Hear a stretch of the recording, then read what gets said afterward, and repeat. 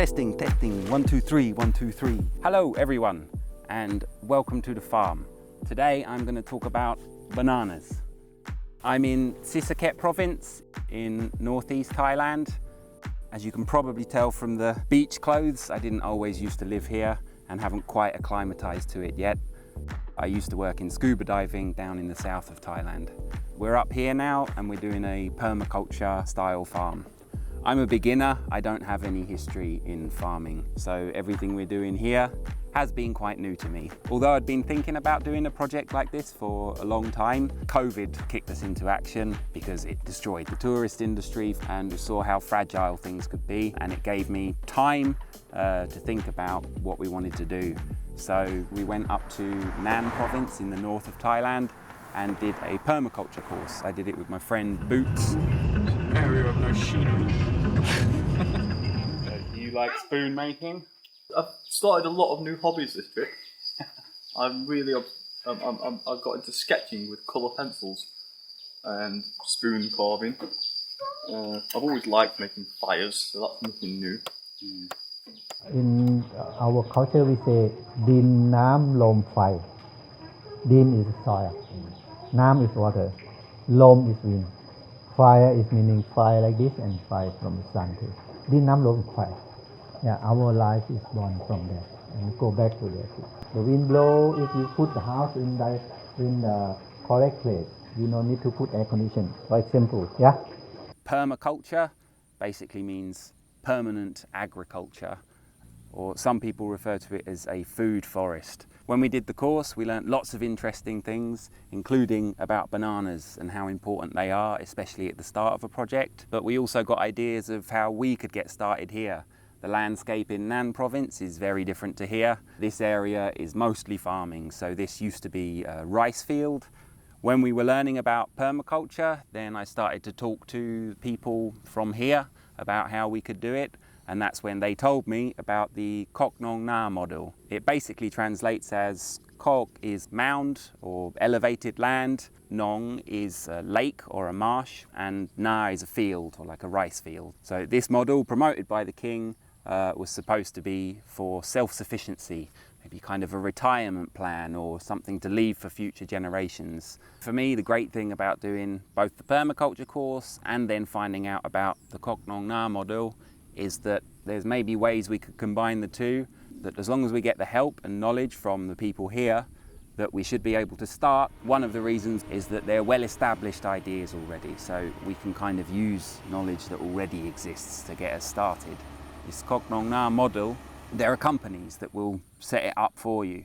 So they have an excavator. If you want, they can design it for you, or you can give them your design and they can put it into action and fill in all the details. So that's what we did. We came up with the rough shape. We showed our ideas to the excavator company. They came and helped us put it into action.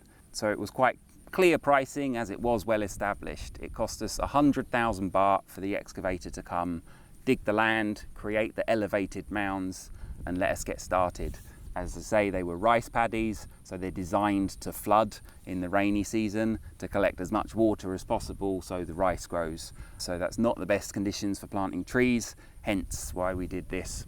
At the moment, one of my main goals is to try and increase biodiversity.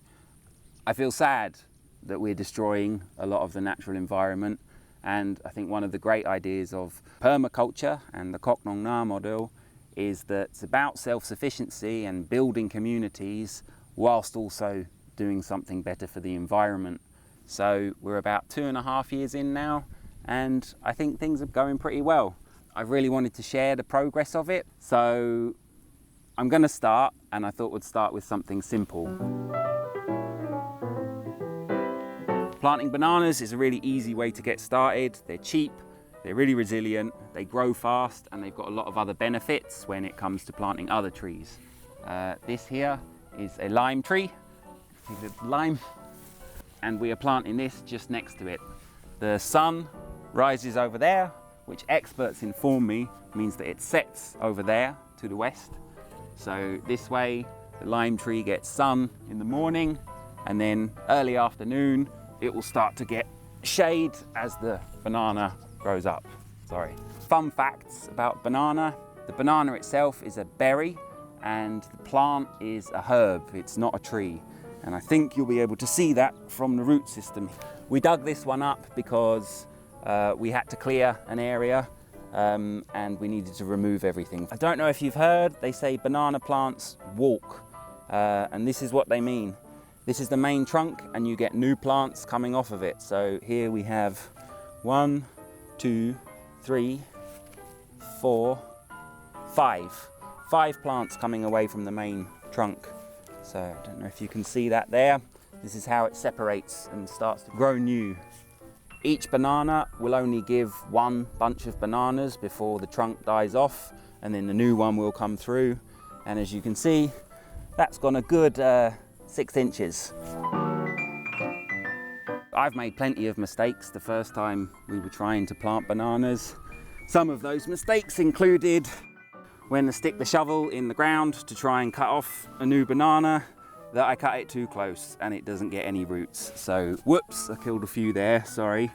This one, you can see the roots, it still has roots, which is good.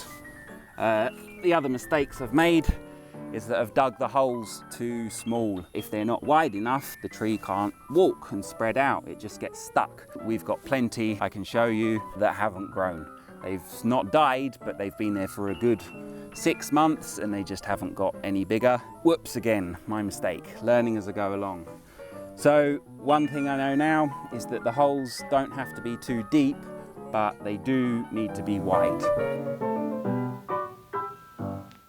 And if anyone else has any tips on what we should do, then please let me know. One thing I got told in the permaculture course in Nan, as the leaves start to get older, they start to deteriorate, you can just cut them away and then just stuff them back into the bottom of the plant, and you start to build up the organic matter, which is good for the soil. And then once the plant has given you a bunch of bananas, it will die off. So then you can cut the trunk. You can either use that for food, for livestock, chop it all up, or you can just chop and drop and eventually it will go back into the soil. So you get to build up the organic matter. It's easier for me to talk about something like a banana because it's much more simple than some of the other trees we've tried to plant. For example, durian, they are much, much harder. It's probably the favourite and maybe the most expensive fruit here. You need quite optimal conditions for that. We've tried it a few times, some work better than others, and we are learning as we go along. But hopefully one day we will be able to successfully grow some durian amongst many other fruits. I wanted to give a tour of the whole farm. One of the things from when we've posted the TikTok videos is people have requested to look around and see what else we've been doing. And I think this is one of the reasons why I have been a bit shy, is that it's not all perfect. Some of the things we've planted have died. Some of them don't look particularly healthy, but others look great. We've planted a lot of hardwood trees. There's rosewood and mahogany and teak and several vulnerable species, and some of them are growing very well. So I will do more tours later, but it kind of needs to come with the disclaimer that it's not perfect and we are still learning. Part of this is that I thought maybe if you want to learn with me, then I can show you what we're doing. If anybody would like to come and help, you're more than welcome, whether that's getting hands-on or just to help us with some knowledge and some ideas. This is an open invitation.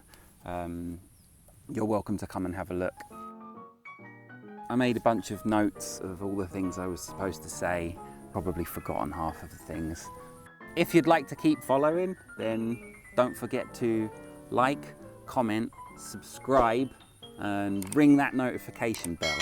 I think that's what you're supposed to say. There's plenty of other things I'd like to talk to you about, but I think I'll have to save it for another day when I can memorize my notes a little bit better. So for now, I'm going to get back to planting my bananas and I will catch up with you later. Thank you very much for listening to my TED Talk. My name is Chris. See you next time.